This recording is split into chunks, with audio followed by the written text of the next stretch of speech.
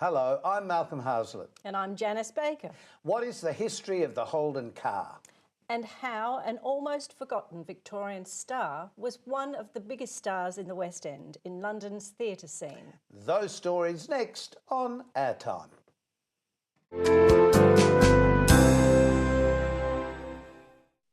Are you a car fan? No, not really. I've got a nice car, but I'm a fan of that. Got a fan in the car, haven't you? I've got a fan in the car. What more do you want?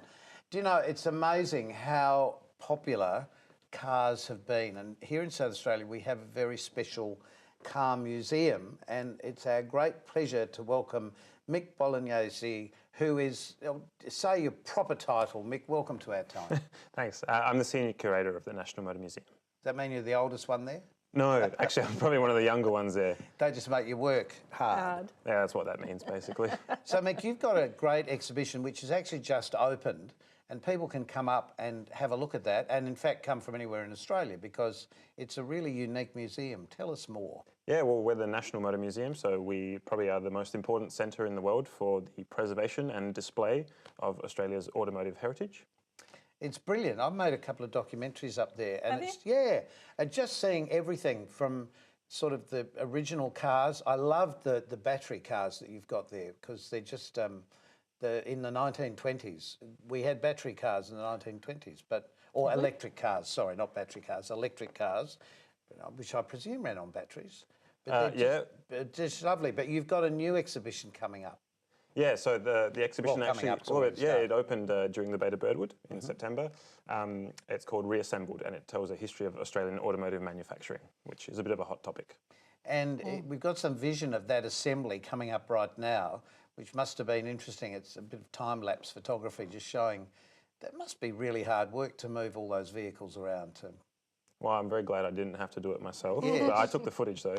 Yes. Yeah, so that's 6 vehicles from Holden's production line in Elizabeth that were, well, actually they were fully assembled cars, and they've actually for theatrics been deassembled, and they represent how a production line works at the moment, and they've been elevated to our ceiling space. Basically, they're bolted to our roof. It's pretty amazing feat of engineering. Are they going to stay there? Will that be an ongoing part of the exhibition? Well, when you see it, you'll know that no one's pulling them down anytime. Oh, okay, anytime soon. Now, is it correct that you've got the first Holden off the production line, the original? Yeah, we have the #1 Holden. It's currently on loan from Holden, from the parent company. They've owned it ever since they built it. They never sold it to anyone, and they've let us have it very kindly on loan. It's very interesting that they should keep it. Did they sort of have a Foresight? source? That's the word I was looking for. To think how big Holden would become. Was there a reason they kept it? Holden was a very big deal even before they built their first car, because they'd been building bodies for cars for many, many years. So at the time, they were definitely one of the biggest industries in the country. But they had some foresight. I think they used it as a bit of a parts car for a while, a bit of a lesser known history, and then lovingly restored it back in 1998. But there's actually a few #1 Holdens. Okay. So the National Museum of Australia, for example, has the very first prototype, whereas this is the first car off the line. Right. So this is the prototype that you've got. This is the one. No, we have the first car. You've got the first off the line. Yeah. The prototype was essentially a General Motors American car that was, edited in a few spots for Australian conditions. And then, they tested it around, and then they decided, yes, this is the one we're going to build, and they built the one that we have on display. So the National Motor Museum, how did it actually begin here in South Australia? It's a pretty funny story. So it was just an old guy called Jack Keynes, or he probably wasn't old at the time. I think he was a retired school teacher with 2 world wars under his belt, and a deep love of motorbikes. He'd been a dispatch rider in the war. And he was riding through Birdwood one day, and the old Florm flour mill was sitting abandoned, and he thought if he bought it, he could store his collection of motorbikes there. And supposedly the story goes, while he was setting it up, some friends of his thought they could probably store their things as well, and the inhabitants of Birdwood all were wondering what's going on here, and before you know it, more and more people were putting things in this place, is that right? And they persuaded him to open it to the public. I'm actually old enough to remember that, I think. I remember going along, and I think I was at Channel 9 then. I think we did a whole series of things there. Yeah. And then more latterly, I'd produced a show that we did there based on all of the stories behind some of the things. And it was just a fascinating thing. It's not just a boys thing though, is it? When you go through the museum, it's not just for, you know, big boys. No, well, at the time it probably was a little bit more. It was a bit of a, you know, boys' club with their toys, and I think for a while they stuck a few washing machines upstairs to, you know, and a few things of interest to kids and women basically. But they were more like this, yeah, bloke's world. But their collection actually grew so important that eventually the state government decided to buy it.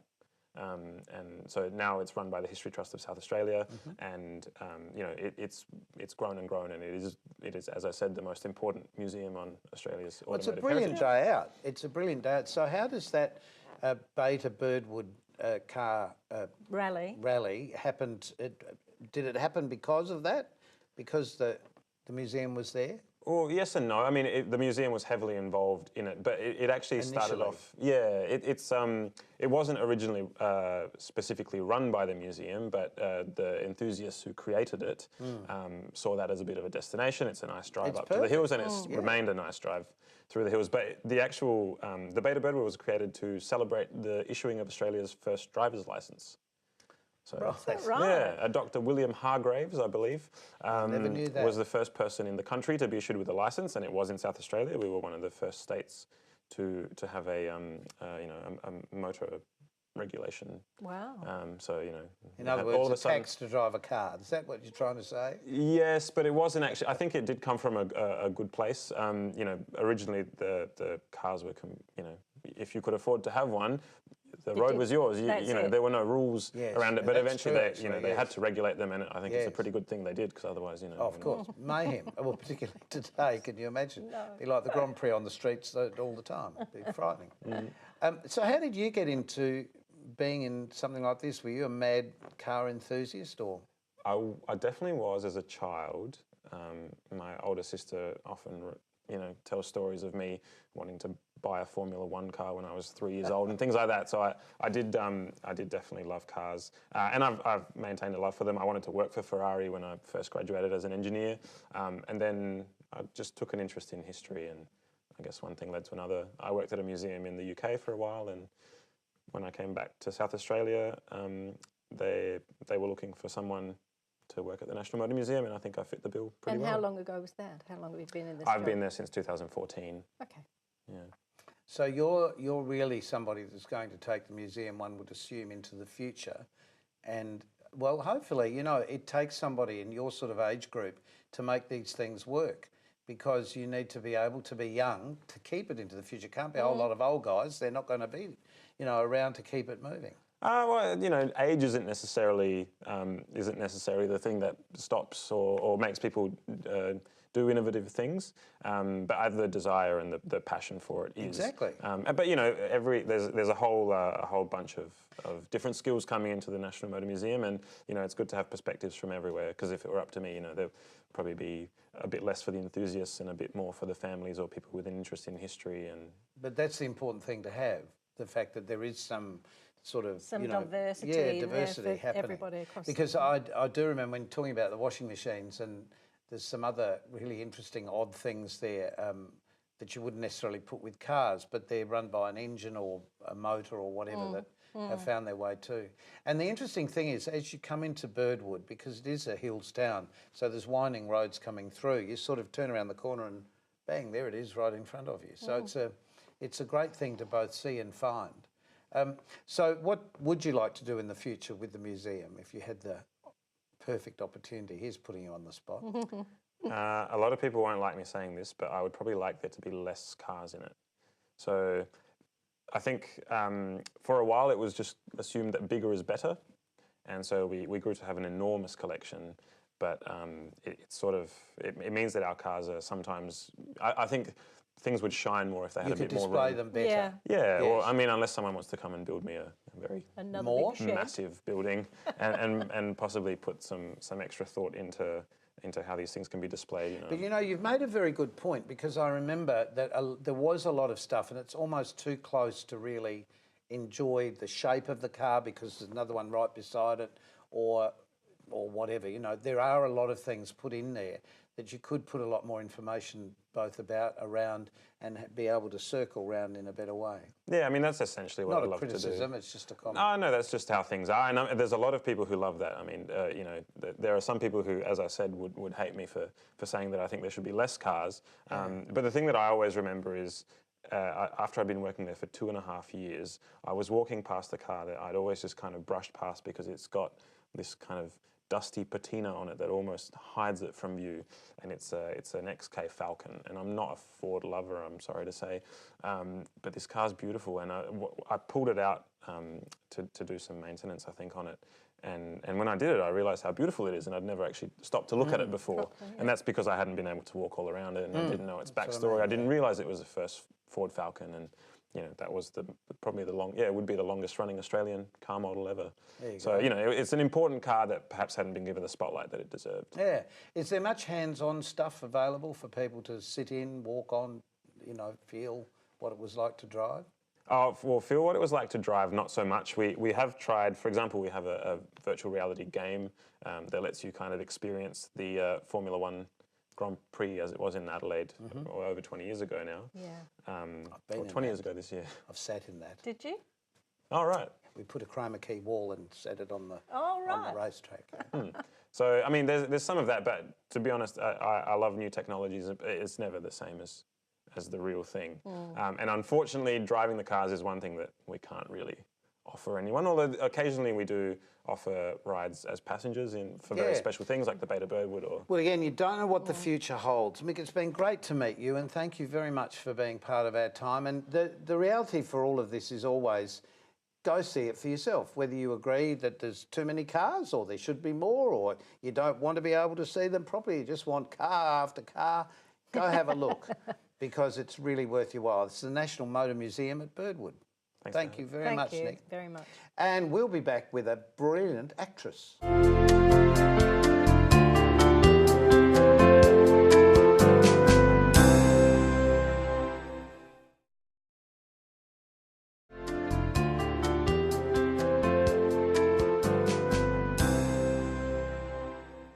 Welcome back. Yes. I wanted to launch off with to be or not to be. Really? That's the question. Well, I wanted to, but I'm not going to. No, because Genevieve Mooy is here, and Yeah. I'm sure she could do it better than me if she was playing Hamlet.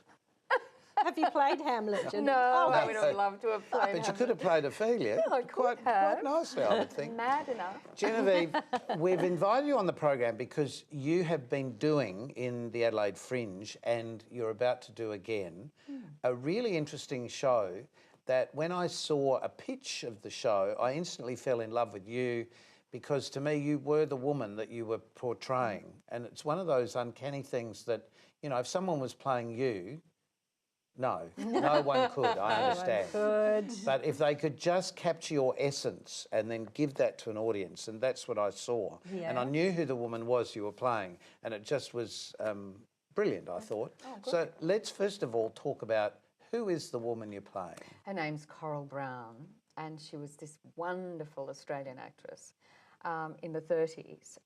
She grew up in Melbourne, and she was so successful in Australia that she had to go to Britain to extend her career, and she became an enormous West End star, and it was really due to her incredible facility with language and with Shakespeare.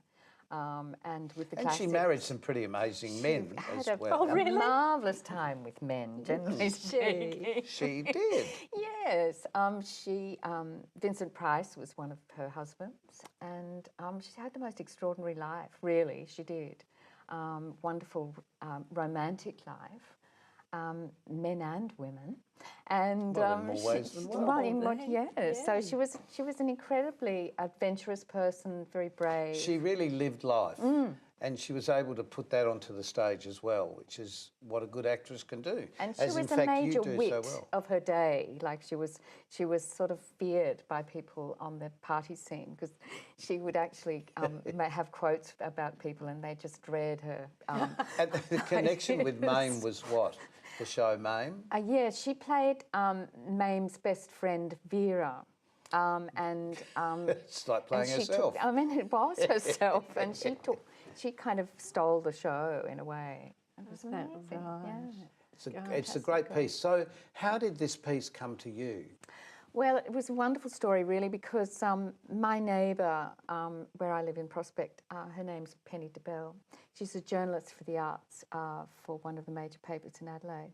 And Adelaide Review? Adelaide Review. And her friend, Maureen Sherlock, is a writer, and asked her, look, I want an actress to play this role. It's a one-woman piece.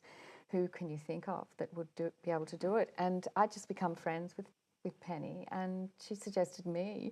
And so we met in a cafe in Prospect, and it was just one of those fortuitous things where you just gel with a person. And she said, do you want to do this? And I'm at the time of my life where I need to really, you know, have a good kick and actually do something like a kind of boot camp for middle-aged actors. And so it was perfect because I really needed Maureen's written some great stuff over the years, and it's lovely that she'd come back home to South Australia as well, but because she's had great success along with her husband writing for so many different things. Totally. But you've also had great success too, because you've been in lots of shows and lots of films. We've got some clips here from Frontline, which was a kind of breakout piece for me for the ABC, and it was a wonderful show that Working Dog Team created and wrote.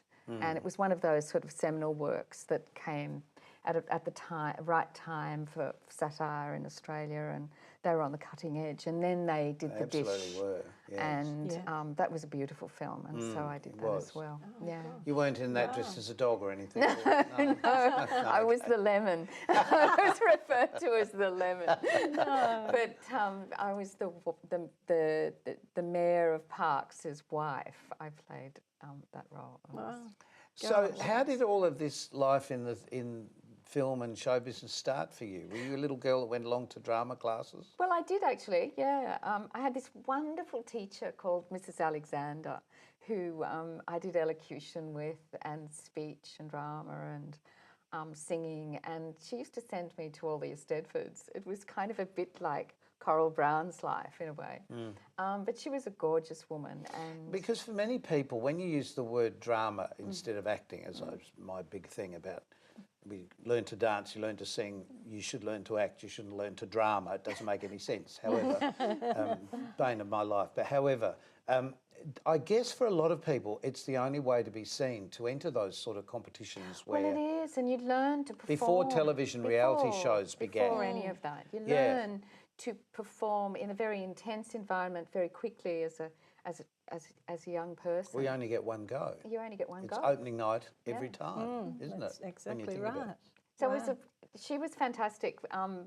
She was a classical ballet teacher as well, but I do remember a teacher came along and said, oh, this teacher is appalling. She was a European woman, said you shouldn't be, you know, under her auspices, but we just loved her. She was an adorable person.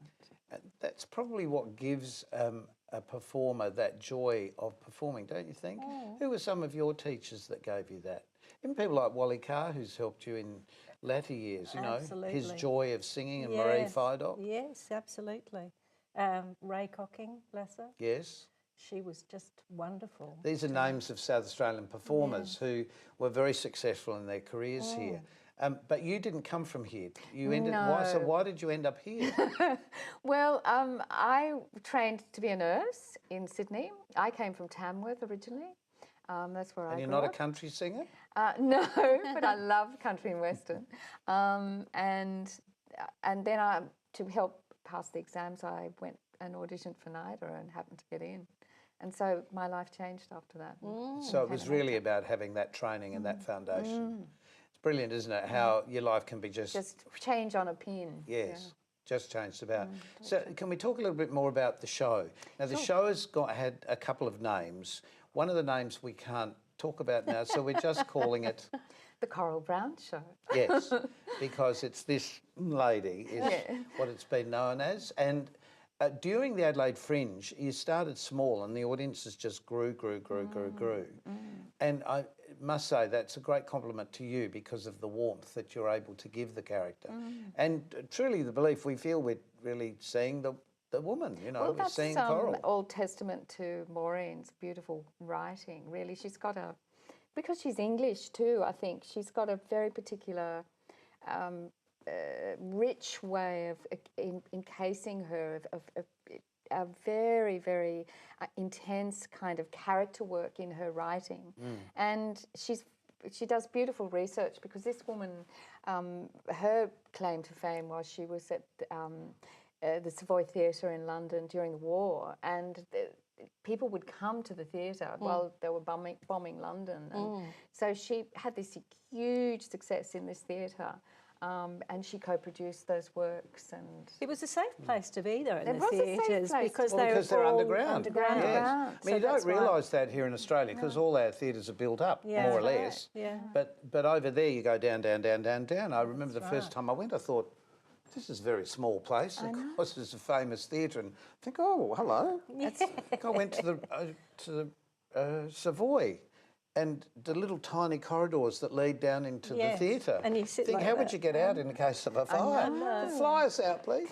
because Maureen's just been there, and she's just come back, and she said it was just incredible to think that these, you know, it's quite a huge theatre when you get down there. It is massive. And 18 months these plays ran for. 18 months. Yeah, absolutely. Yeah. And can you imagine a theatre piece running that length of time? No, and you wouldn't. No. Yeah, apart from a musical, you wouldn't. Well, have that. no, that's right. That's absolutely right. But again, before television really took hold, there were only the movies and live performances. And in many ways, you know, it's the kids are all watching YouTube clips and watching stuff on a tablet. That at the moment they're missing out on seeing real people doing real stuff in front of them. And one thing about seeing a live performance is you never forget it. Well, It's I suppose something it about, depends, yeah. but it does something about a live show, just sort of embeds itself in your brain. Yeah. And if you think back in all of the real live things you've seen, you think, gee, that was wonderful. There's always memories, but you can watch a screen and it's next is really what happens to our memory with this. So you're repeating the show as part of Cabaret Under the Star. I am. Which is coming up just in a moment. We're doing a special airtime for that. We are, So we're and we introducing do, the as we people do. who are as part of that. Yeah. Great. Hopefully we can see just a snippet of the show on that as well on the night that we have that special pre-opening night. Fabulous. Genevieve, thank you so much for joining us. Pleasure. Just Thank you. stay Lovely with to us and meet we you. might be able to put you in an old car to match the age of and we'll be back with more in a tick.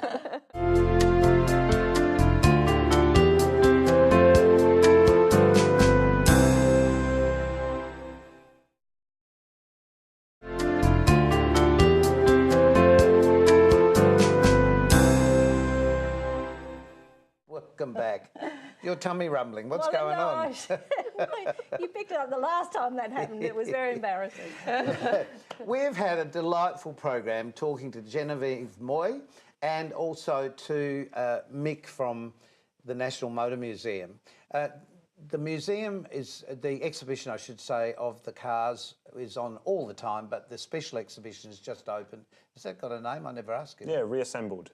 Reassembled. There you go. Reassembled. Perfect.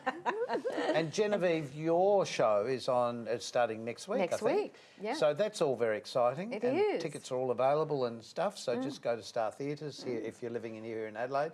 If you'd like to find out more, there'll be stuff on our websites about you and the show, as we'll put some stuff up for you as well, just so that people can find where you are. But if you want a great day in the hills for a bit of a drive and see Take how... the family. Oh, It's a family affair. absolutely, it very much is. Have you been with the family, the boys? No, but I should. Have you never been with the boys, honestly? No. I wonder if they'd go, oh, I should tell them. You just love it, truly. They're big whether, boys now. whether you're into cars or not, you just love it. I love the place. I think it's great. And I'm not that much into cars because I drive a smart car. Anyway, we'd just like to remind you that Christmas is coming not that far away, and we would love for you to send us a Christmas message that we can put in our Christmas show this year. You're talking Christmas Christmas already, Yes. Madam. That's very Scary. scary. Yes. I'm It's a month and a half away. I'm not- sorry to tell you no. that. But we would love to hear from you. Just maybe your family sitting around watching telly. Turn your mobile phone round that way, not that way, because this way fits into the screen better. And just send Australia a Christmas message. Would you do that for us? Now, you can email it, and you can email them to this address. So until next time on Our Time. Thank you so much for joining us. Janice. And Genevieve, thanks, great to have your Yes. company. Mick, thanks for coming in. see you next time. And we'll see you. Keep yourself nice till then. Bye.